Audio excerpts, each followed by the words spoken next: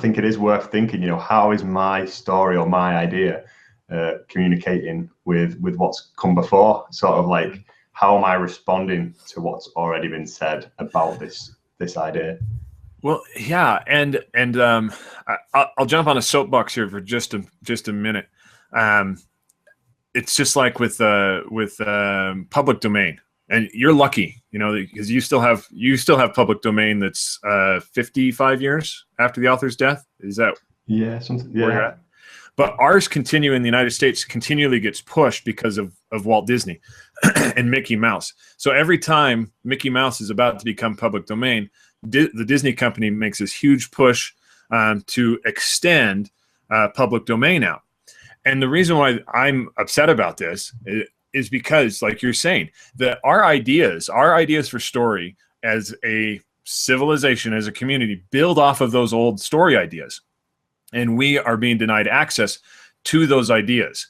And we haven't had anything come into public domain here in the United States in over 70 years. And so it's a disservice to us as authors, because exactly like you're saying, Peter, we build story off of story. That's just part of how we tell story. Yeah, I've just double checked. It looks like it's 50 years here.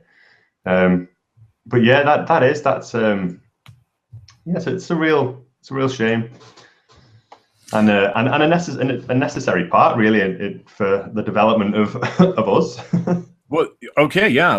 Take for instance, Wizard of Oz, fantastic series of books, the originals. Had those been before Disney came along, if they were still captured in this public domain nightmare that's going on here, we wouldn't have had the book Wicked and Son of a Witch. And those are fantastic story ideas where it took something that was familiar, the Wizard of Oz, in that world, and then took it in an entirely different way to create original characters, original thought, and really could suck in the reader. Yeah, and I think sort of to kind of like bring that to like idea generation. I think that's just another reason to make sure you are sort of like consuming these stories that have, or these these mammoth kind of the stories we all know and love, like you said earlier, the ones that have stood the test of time, like Wizard of Oz. It's a great example of like characters, like the kind of like classic archetypal characters and an age-old plot. And I think maybe go and see what came out 50 years ago today. What was it? What was in the the top 10 50 years ago today, and like what can you do with it?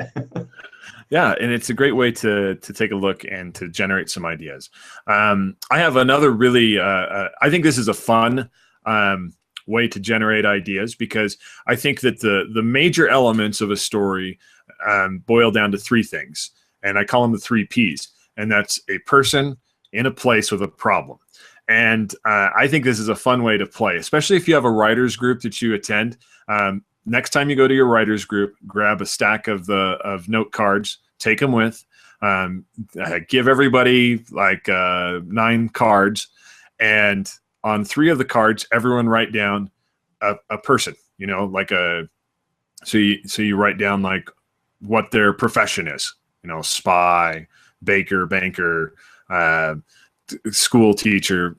And then you go and do a place, and you write down 3 places that you find exotic that you'd like to have a story take place. And maybe we've talked about this before, like with the idea of the moon, or you want to go to Belize or some place exotic and interesting. And then you come up with a problem, and then is it an inner problem, like an emotional thing that's going on, or an outer problem, asteroids coming to blow up to hit the Earth.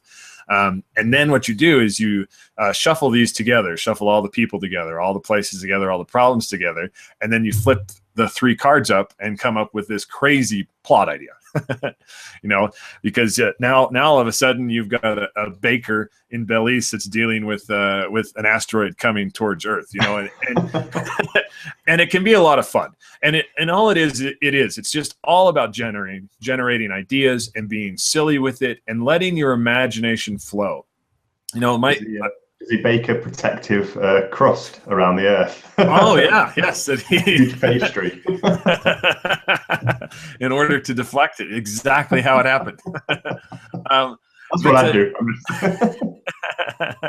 And because I think, you know, like when I get to hang out with my boys, it's so much fun to listen to them come up with just crazy, ridiculous story ideas. You know, that I in my adult life would be like, well, that doesn't work. But those types of things can generate and move forward to an idea that does work, you know, and it can get those juices flowing in a way that you might have dismissed before. Yeah, and that's really cruel shame. I mean, like, you know, we feel this pressure that as writers, that everything we suggest or write down has to sort of be like the best thing we're capable of. And these exercises, like that awesome one that you mentioned then, are just, and they are exercises because they strengthen something and they strengthen that muscle. And we need to, just so that we get in the habit of putting an idea down and thinking, you know what, it doesn't have to be the one I'm going to run with. It doesn't have to be great. It just has to strengthen this muscle, and it just has to get me used to, like you say, looking at a person and a place, and what was the third one? Person, place, or the problem. Yeah, and thinking, oh, I've got an idea about that for a story for that. You know, or you see someone walk into a pub and, you know, they just look like a character, and you're like, ooh. And then I heard of this interesting like place that someone had been the other day, and then you can start making these links, and those exercises are just, you know, you have to do them. Thank you for listening, and come back next week for more. Please visit thebookeditorshow.com for show notes, links to guests, books and extras, and for information on how to be a guest on the show.